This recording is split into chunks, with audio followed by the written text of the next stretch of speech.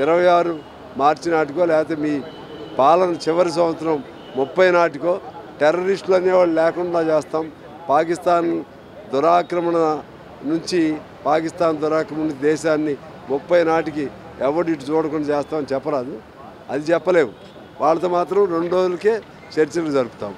అదేవిధంగా ఇంతమంది చచ్చిపోయారని చెప్తున్నావు. చచ్చిపోయిన దాన్ని మేమేం సపోర్ట్ చేయం, ఎవరిని సపోర్ట్ చేయము. అంటే కంటికి కన్ను పంటికి పన్ను ఇదని మీ సిద్ధాంతం. ఒకవేళ నక్సలైట్లు తప్పు చేశారు, నక్సలైట్లు తప్పు చేస్తే మీ మీ చట్టం ఉంది కదా, చట్ట ప్రకారం మీరు శిక్షించండి. మరి మీరు మీరు మీరు తప్పు చేస్తే మిమ్మల్ని శిక్షించడానికి ఎవరు లేరు. మీరు నక్సలైట్లు చంపితే మిమ్మల్ని అడగడానికి ఎవరు లేరు. నక్సలైట్లు చంపితే మాత్రం మీకు ఉంది, రాజ్యం ఉంది, రాజ్యాంగం ఉంది, రాజ్యాంగ యంత్రం ఉంది. అందుకని అనవసర మాటలతో శాంతి చర్చలు జరపం.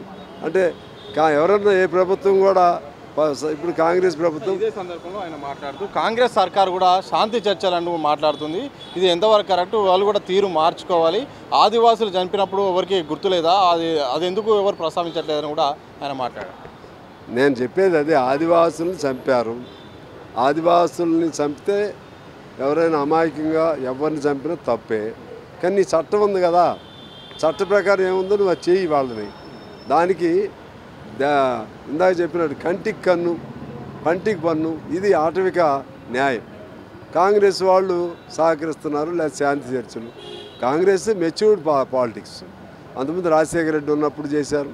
ఇవో మాట చెప్పాలంటే మన రాజీవ్ గాంధీని చంపిన వాళ్ళను కూడా జైల్లోకి వెళ్ళి ప్రియాంక గాంధీ, రాహుల్ గాంధీ చూసి వచ్చారు. వాళ్ళని మెర్సీగా వదిలివేయమని అడిగారు.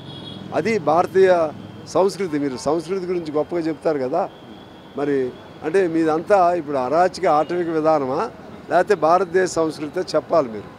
ఆ విధంగా చెప్తూ మీరు ఇవాళ ఏదో పేరు చెప్పి నక్సలైట్లను చంపి పారేస్తాం, లేపేస్తాం, ప్రగల్భాలు ఎందుకు? ఇక్కడ ఎంతమంది చంపుతారు మీరు చంపితే ఇక్కడ ఒకళ్ళు చచ్చిపోతే ఇంకోళ్ళు పుడుతున్నారు. ఒకళ్ళు కమ్యూనిస్టు చచ్చిపోతే కమ్యూనిస్టు భావాలతో మరొకటి పుడుతున్నాడు. అందుకని అమిత్ షా కాదు, చాలామంది ఇట్లాగే అన్నారు. కమ్యూనిస్టులని కొన్ని నక్సలైట్స్ని డైరెక్ట్ కమ్యూనిస్టులు అనకపోయినా హిట్లర్ అదే అన్నాడు, ముసోలిని అదే అన్నాడు. వాళ్ళు చేయగలిగారా? కొన్ని మొత్తాన్ని చంపేశారు, కొంతమందిని కాన్సన్ట్రేషన్ క్యాంపులు పెట్టి చంపారు ఆ రోజుల్లో. ఏమైంది? తప్పు అది. ప్రభుత్వంగా మీరు జాగ్రత్తగా ఉండాలి. అవకాశం ఇవ్వండి, మారే అవకాశం ఇవ్వండి, చర్చలకు పిలవండి. శాంతి చర్చల్లో మీరు డిమాండ్ పెట్టండి, మీరు ఆయుధాలు విసర్జన చేయండి అని అడగండి, తప్పులేదు. ఆ విధంగా ఉంటే ఆయుధాలని పక్కన పెట్టడానికి అంగీకరిస్తారేమో, ఎవరికి తెలుసు. అది ఏమి చొరవ చేయకుండా పలానా డేట్ పెట్టి ఆ లోపు చంపేస్తామంటే ఇది అమానవీయం, తర్వాత మానవ హననం. ఇది మన ప్రజాస్వామ్యానికి, రాజ్యాంగానికి విరుద్ధం. మొత్తంగా కేంద్ర తీరు మారాల్సిన అవసరం ఉంది. ఒకవైపు గతంలో చర్చలు అంటూ ఇప్పుడు చర్చలే లేవంటూ చెప్తుంది. ఒకవైపు మావోయిస్టుల పేరు చెప్పుకొని మాత్రం ఆదివాసులను కూడా కేంద్ర ప్రభుత్వం టార్గెట్గా చేస్తుంది.